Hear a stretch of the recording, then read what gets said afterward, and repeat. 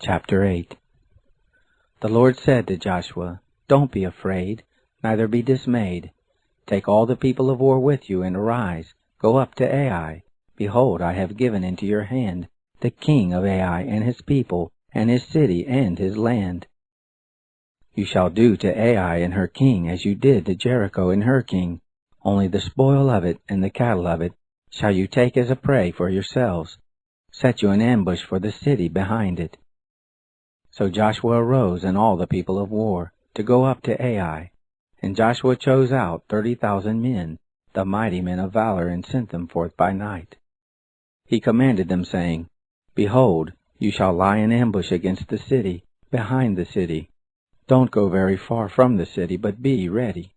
And I and all the people who are with me will approach to the city.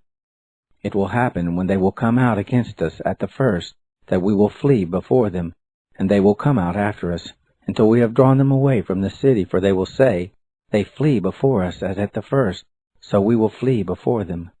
And you will rise up from the ambush, and take possession of the city, for the Lord your God will deliver it into your hand.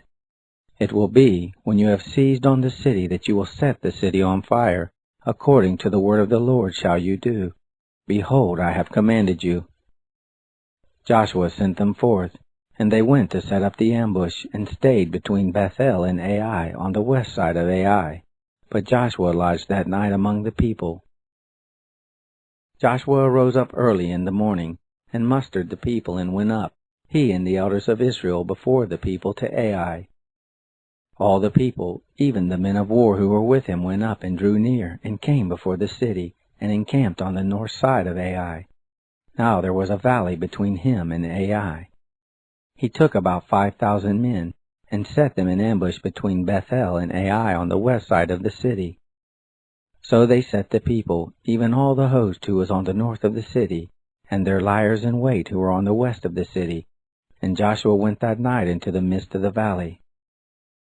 It happened, when the king of Ai saw it, that they hurried and rose up early, and the men of the city went out against Israel to battle, he and all his people at the time appointed, before the Arabah. But he didn't know that there was an ambush against him behind the city. Joshua and all Israel made as if they were beaten before them, and fled by the way of the wilderness. All the people who were in the city were called together to pursue after them, and they pursued after Joshua and were drawn away from the city. There was not a man left in Ai or Bethel who didn't go out after Israel, and they left the city open and pursued after Israel. The Lord said to Joshua, "Stretch out the javelin that is in your hand toward Ai, for I will give it into your hand." Joshua stretched out the javelin that was in his hand toward the city.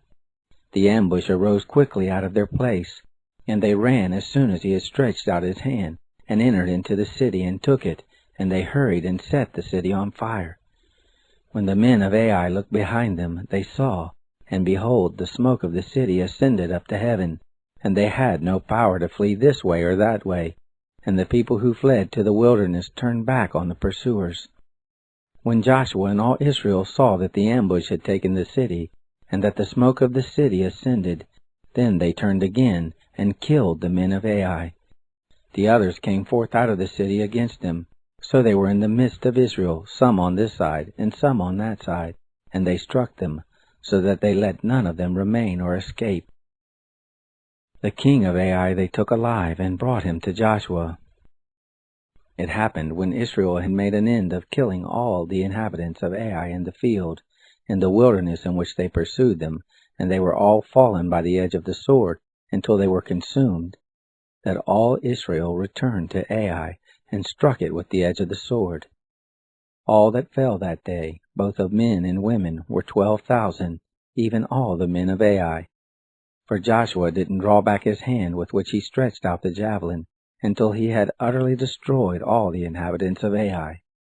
Only the cattle and the spoil of that city Israel took for prey to themselves, according to the word of the Lord which he commanded Joshua.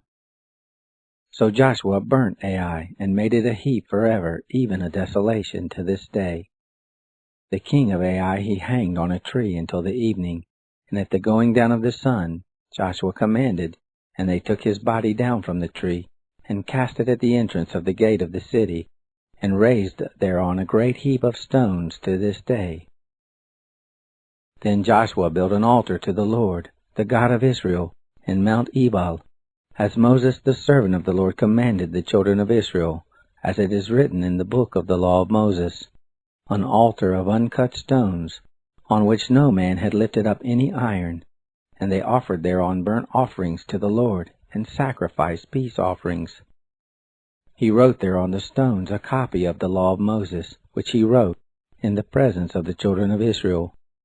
All Israel and their elders and officers and their judges stood on this side of the ark, and on that side before the priests, the Levites, who bore the ark of the covenant of the Lord, as well as the foreigner and the native, half of them in front of Mount Gerizim, and half of them in front of Mount Ebal, as Moses the servant of the Lord had commanded at the first, that they should bless the people of Israel.